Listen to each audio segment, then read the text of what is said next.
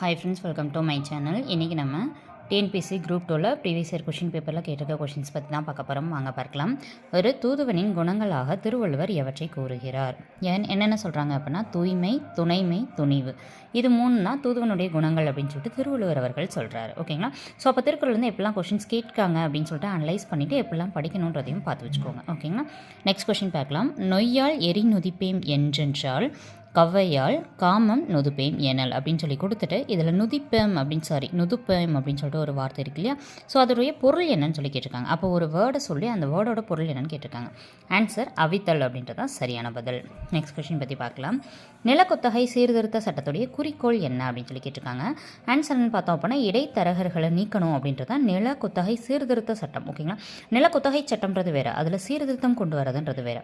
நிலக்குத்தகை சீர்திருத்த சட்டத்தின் குறிக்கோள் தான் இடைத்தரகர்களை நீக்கணும். நெக்ஸ்ட் கொஸ்டின் பார்க்கலாம். பின்வருவனவற்றுள்ள இந்திய நிதி ஆணையத்துடைய செயல்பாடு என்ன? நிதி ஆணையம் குறித்து கூறும் சட்டப்பிரிவு எது? இது உங்களுக்கான கேள்வி. குடியரசுத் தலைவர் ஒரு நிதி ஆணையத்தை அமைக்கலாம் 5 வருஷத்துக்கு ஒரு டைம் அப்படின்னு சொல்லிட்டு ஒரு சட்டப்பிரிவு சொல்லும். அது எது அப்படின்னு சொல்லிட்டு ஆன்சரை கீழே கமெண்ட் பாக்ஸில் கமெண்ட் பண்ணுங்கள். இல்லை அப்படின்னா எக்கனாமிக்ஸை தெளிவாக படிச்சுக்கோங்க. எக்கனாமிக்ஸில் தான் இந்த டேட்டாஸ் இருக்கும். ஓகேங்களா? சரி, வாங்க பார்க்கலாம். நிதி ஆணையத்துடைய செயல்பாடு என்னன்னு பார்க்கலாம். ஃபர்ஸ்ட் பாயிண்ட், வரிகளின் நிகர வருவாயின் பங்குகளின் ஒதுக்கீடு. இது அவங்களுடைய ஆணையம் செயல்பாடு தான். அப்போ இது சரிதான். மானியங்களை நிர்வகிக்கும் கொள்கைகளை அவங்க வகுக்கணும், எப்படிலாம் அதை நிர்வாகம் பண்ணலாம் அப்படின்னு சொல்லிட்டு. அப்போ இதுவும் சரிதான். மத்திய மற்றும் மாநில அரசுகளுக்கு இடையே உள்ள நிதி உறவை பார்த்து அதுக்கேற்ற மாதிரி பண்ணணும்.